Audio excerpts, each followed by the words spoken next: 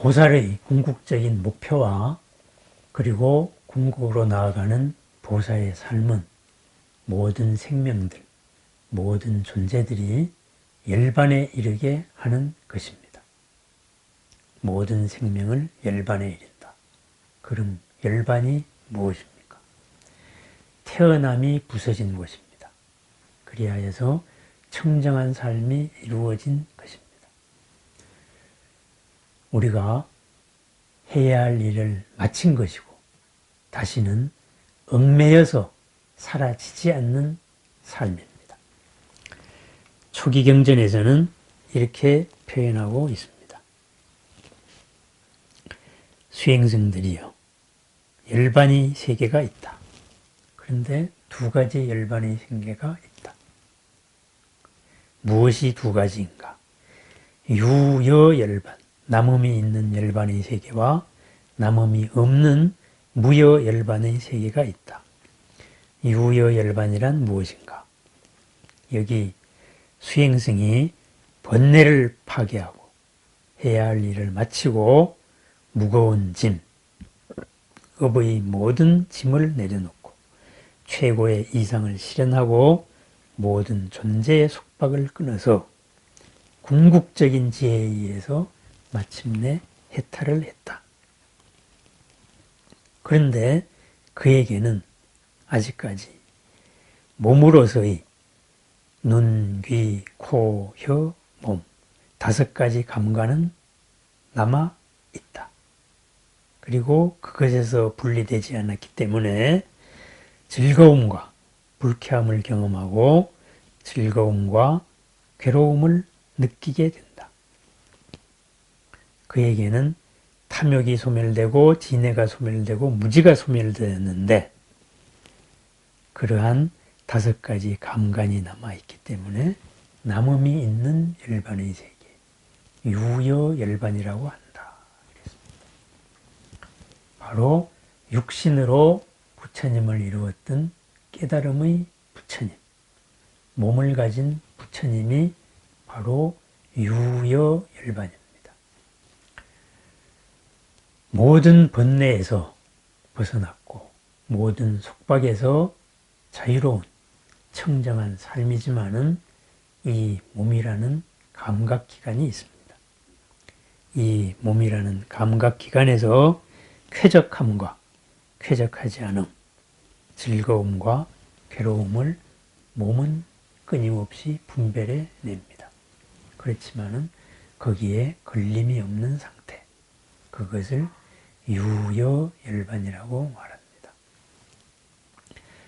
파자소함이라는 고사에서 말하듯이 아름다운 여인이 품에 안겼을 때 참바위에 고목이 기댄 것과 같이 아무것도 느끼지 않는다. 그런 것이 아닙니다. 비록 열반에 이른 상태, 열반에 이른 상태에서는 따뜻한 여인을 따뜻한 여인으로 그대로 느낍니다. 몸의 감각이 살아있기 때문에 쾌적함과 쾌적하지 않음, 즐거움과 즐겁지 않음을 몸은 신호로 보냅니다. 그렇지만은 마음은 거기에 얽혀 들어가지 않습니다. 속박에 매여 들어가지 않습니다. 그것이 바로 유여열반입니다. 아름다운 여인은 아름답게 느낍니다. 쾌적함은 쾌적하게 느낍니다. 보드라움은 보드라움으로 느낍니다. 그렇지만은 그것에 탐착하지 않습니다. 보통 사람들은 쾌적하고 아름답고 즐거우면은 거기에 머물려고 합니다. 유여열반은 얽혀 들어가지 않습니다. 아름다움을 아름다움으로 인정하는 삶입니다. 아름다움을 더 아름답게 만들어주는 삶입니다. 저기 멋있는 것이 있다 해서 내가 거기에 끌려가야 될 이유는 없는 것과 마찬가지입니다. 그러나 우리 업의 마음에서는 아름다움이 있으면은 끌려가는 게 당연하다. 이렇게 느낍니다. 그것은 결코 당연한 것이 아닙니다. 무여열반은 무엇인가? 무엇이 무여열반인가? 번뇌를 파괴하고 해야 할 일을 마치고 무거운 짐을 내려놓았다. 최고의 이상을 실현하고 존재의 속박을 끓였으며 궁극의 지혜에 해탈했다.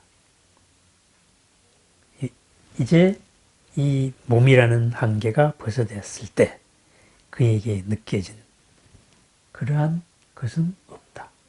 모든 몸의 느낌으로부터도 자유롭다. 그것을 무여열반이라고 한다.